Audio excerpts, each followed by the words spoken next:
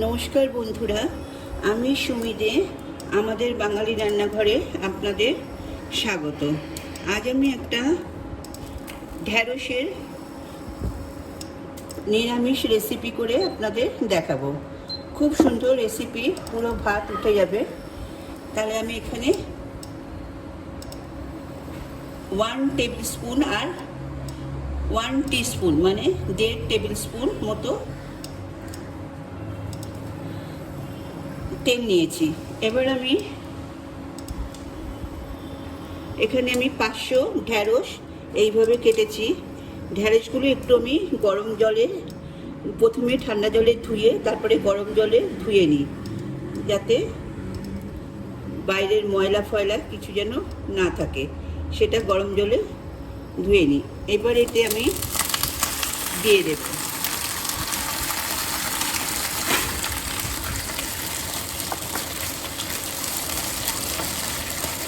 এটা ভাজার সময় হালকা আমি হলুদ, অল্প হলুদ দিলাম, 1/4 টিস্পুন মতো হলুদ দিলাম, আর হাফ টিস্পুন, এটা 1 টিস্পুন, হাফ টিস্পুন মতো নুন দিলাম। জাস্ট কালারটা চেঞ্জ হবে আর আমি তুলে নেব।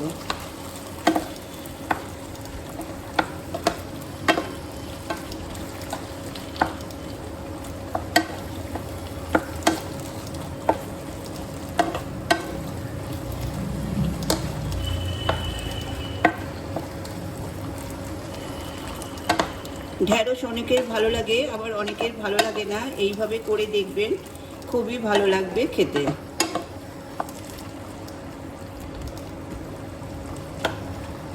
একটু কালারটা চেঞ্জ হোক। এই ফাঁকে বলে রাখি, আমি একটা মশলা তৈরি করব। সেই মশলাটা এটা ভাজতে ভাজতে করে নিই।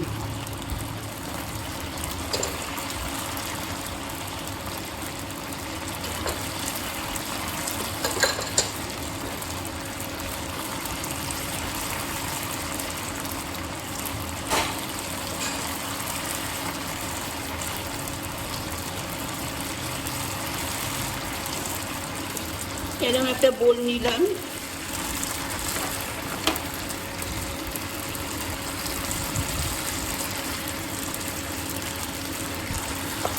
বোলের মধ্যে হাফ টিস্পুন হলুদ,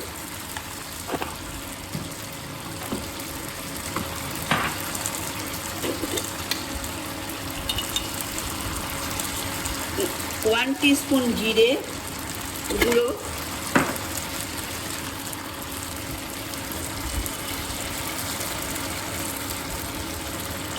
1 টিস্পুন মতো ধনে গুঁড়ো,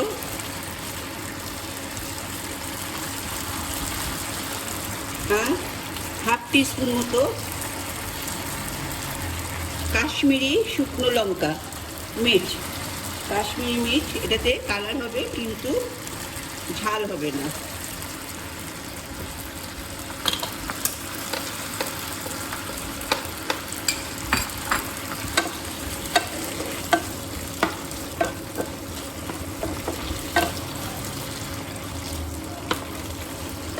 এবার এটাতে আমি একটু জল দেবো। জল আমি জানেন অবশ্যই গরম জল দিই, আমি ঠান্ডা জলে রান্না করি না।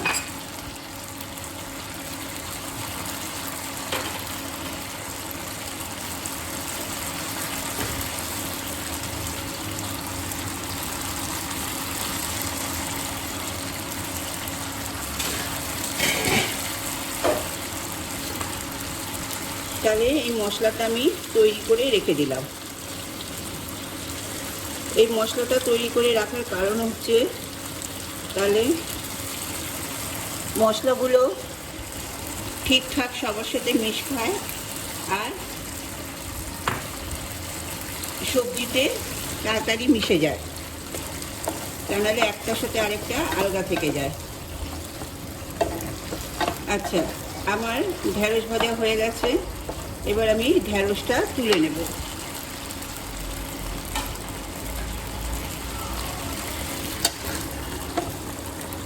দেখুন কালার চেঞ্জ হয়ে গেছে।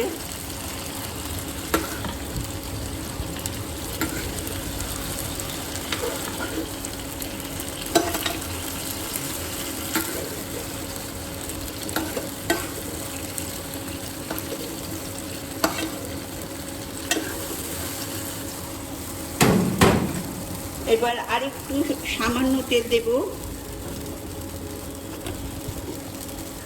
1 টিস্পুন মতো তেল দিলাম।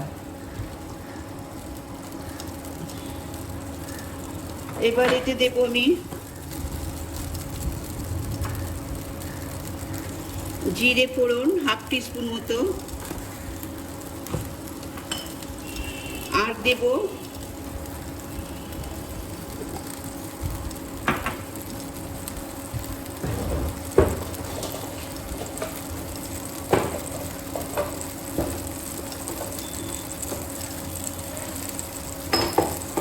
একটু সাদা সর্ষে। যদি সাদা সর্ষে না থাকে তাহলে কালো সর্ষে দেবেন, কিন্তু কয়েকটা দানা, বেশি দেব না।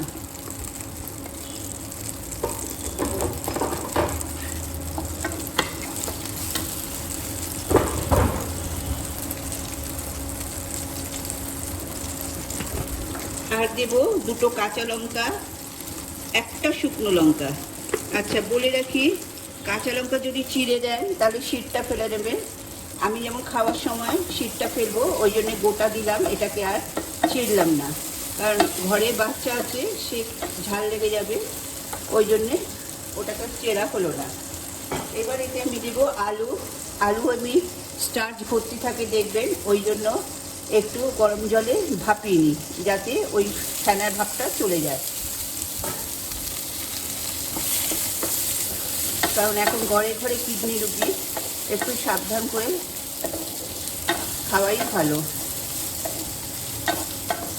আলুগুলো দেখেছেন কত পাতলা পাতলা করে কেটেছি।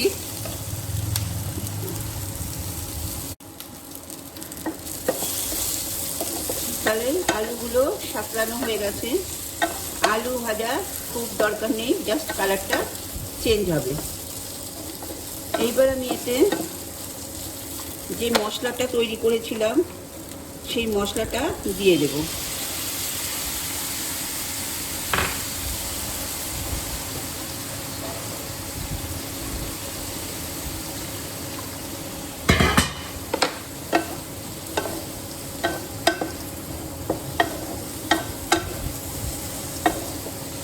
মশলাটা আলুর সাথে মাখা হয়ে গেল। এইবার এতে একটু আমি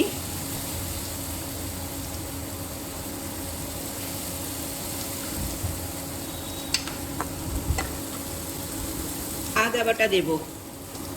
দেখুন 1/2 টিস্পুন মতো আমি আদা বাটা দিলাম।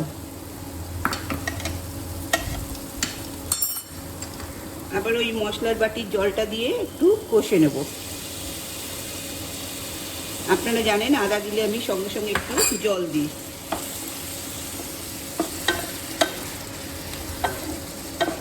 একদম ইজি রান্না।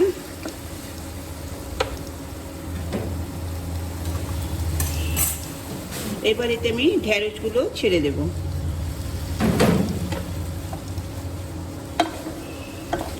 এতে আপনি রুটি, ভাত, লুচি, পরোটা সবার সাথে খেতে পারবেন, খুব টেস্টি।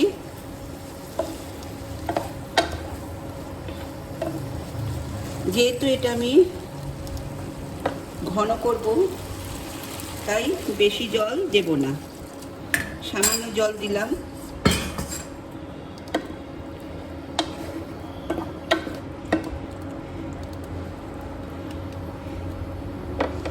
এটা সেদ্ধ হওয়ার জন্য।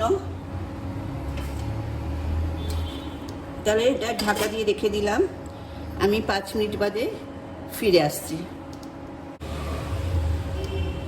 আমি 5 মিনিট বাদে ফিরে এলাম। আচ্ছা বলে রাখি, আমি তখন নুন দিতে ভুলে গেছিলাম, মাঝে এসে একবার নুন দিয়ে গেছি, তাও একটুখানি আপনাদের সামনে নুন দিয়ে দেখাই। তখন অল্প নুন দিয়েছি, যাতে আপনাদের ভুল না হয়।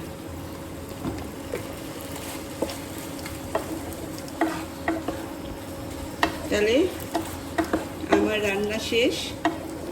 আমার রেসিপি যদি ভালো লাগে প্লিজ আমাদের বাঙালি রান্নাঘর চ্যানেলকে সাবস্ক্রাইব করবেন আর পাশে থাকা বেল বটনে ক্লিক করবেন, তাহলে আমার সমস্ত রেসিপি আপনার ফোনের নোটিফিকেশানে পৌঁছে যাবে। আর অবশ্যই লাইক কমেন্ট করবেন। তাহলে এবার আমি ইন্ডাকশান অফ করব, 1 মিনিট স্ট্যান্ডিং টাইমে রাখবো। 1 মিনিট হয়ে গেছে, এবার আপনাদের সামনে আমি পরিবেশন করব।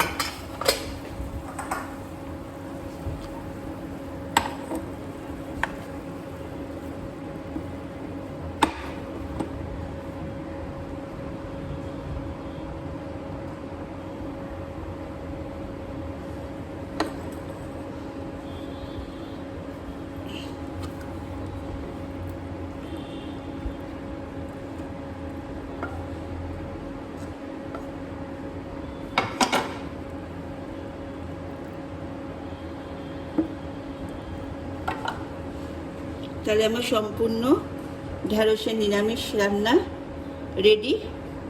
তাহলে আজ আসি, নমস্কার।